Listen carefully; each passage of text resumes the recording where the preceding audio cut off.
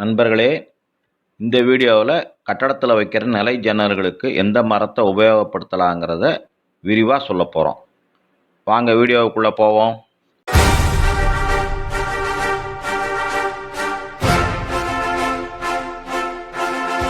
அன்பிற்குரிய நண்பர்களே, அனைவருக்கும் வணக்கம். நம்ம காணிலம் சேனலில் வர்ற வீடியோக்களை நிறைய பேர் பார்க்குறீங்க. வீடியோக்கள் உங்களுக்கு பயனுள்ளதாக இருக்குங்கிறத நீங்கள் தர்ற ஆதரவு மூலம் தெரிஞ்சுக்கிட்டோம். அதுக்காக உங்களுக்கு மனமார்ந்த நன்றிகளை சொல்லிக்கிறோம். வீடியோக்களை பாருங்கள், லைக் பண்ணுங்கள், ஷேர் பண்ணுங்கள், சப்ஸ்கிரைப் பண்ணுங்கள். அதோட பெல் பட்டன் அழுத்துனீங்கன்னா புது வீடியோவுக்கான நோட்டிஃபிகேஷன் உங்களுக்கு உடனே கிடைக்கும். பழமையான ஓட்டுக்கூரை, கட்டலாந்தல் வீடு மாதிரியான கட்டடங்களில் மரத்தோட பங்கு அதிகமாக இருக்கும். ஆனால் காலப்போக்கில் மரத்தோட விலை அதிகமானதால் இப்போ நில ஜன்னல்களுக்கு மட்டும் மரத்தை பயன்படுத்துகிறோம்.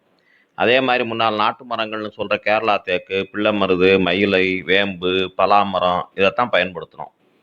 ஆனால் காடுகளை பாதுகாக்கணும், அதன் மூலமாக இயற்கையை காப்பாற்றணுங்கிற நோக்கத்தில் இந்தியாவில் மரம் வெட்டுறது 20-30 வருஷத்துக்கு முன்னாலேயே தடை பண்ணிட்டாங்க.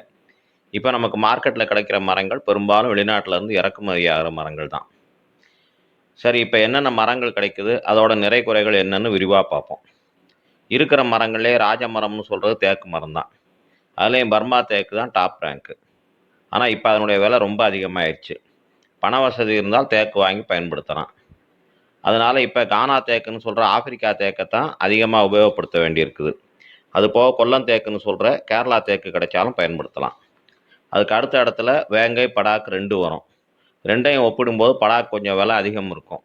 ஆனால் படாக் மரம் பாலிஷ் போட்டால் சிவப்பு நிறத்தில் அழகாக இருக்கும். வேங்கையை பொறுத்தவரை மலேசியா வேங்கை பாலிஷ் போடுறதுக்கு நல்லா இருக்கும். அது ப்ரௌன் நிறத்தில் இருக்கும். இதனுடைய குறைன்னு சொன்னால் தண்ணி பட்டால் சாயம் இறங்கும். அதனால் நில ஜன்னல் வைக்கிறதுக்கு முன்னால் பிரைமரை கட்டாயமாக 2 கோட்டை அடிக்கணும்.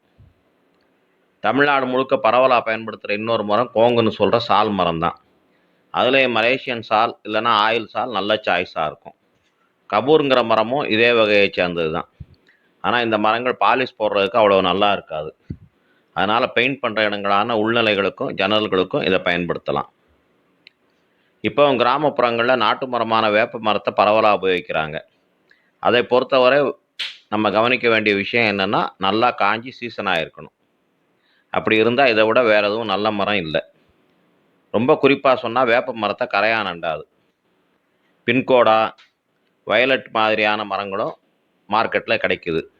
இந்த 2 மரங்களையும் கட்டட வேலைக்கு பொருத்தமான மரங்கள்னு சொல்லலாம். சரி, மரங்களோட வகைகளை சொல்லிட்டோம். எந்த மரமாக இருந்தாலும் நம்ம ஃபாலோ பண்ண வேண்டிய விஷயங்களை பார்ப்போம். வீடு கட்டுறதுக்கான வேலைகளை ஆரம்பிக்கிறதுக்கு முன்னாலேயே மரத்தை எடுத்து ஆற போட்டால் நல்லது. குறைஞ்சது 3 மாதமாவது மரம் ஆறணும், அதாவது காயணும். அப்போ தான் மரத்துக்கு உள்ளே இருக்கிற ஈரப்பதம் நல்லா காயும். அது இல்லைன்னா ஸ்டீம் சீசனிங்னு சொல்லப்படுற செயற்கை முறை சீசனிங் பண்ணலாம். அதுக்கு கொஞ்சம் எக்ஸ்ட்ரா செலவு பிடிக்கும்.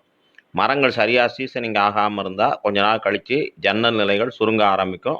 கதவுகளை சரியாக பூட்ட முடியாமல் போயிடும். இன்னும் சில இடங்களில் நிலை ஜன்னல்களில் வெடிப்பு வந்துடும். அதனால் இந்த விஷயத்தில் ரொம்ப கவனமாக இருங்க. வீடு கட்டுறவங்களுக்கு வர்ற முக்கியமான கேள்வி, மரம் வாங்கும்போது தேவையான சைஸில் வாங்குறது நல்லதா, இல்லைன்னா மொத்தமாக தடியாக வாங்குறதா நல்லதாங்கிறது தான். அதை தனியாக இன்னொரு வீடியோவில் சொல்கிறேன். நன்றி நண்பர்களே, அடுத்த வீடியோவில் சந்திப்போமா?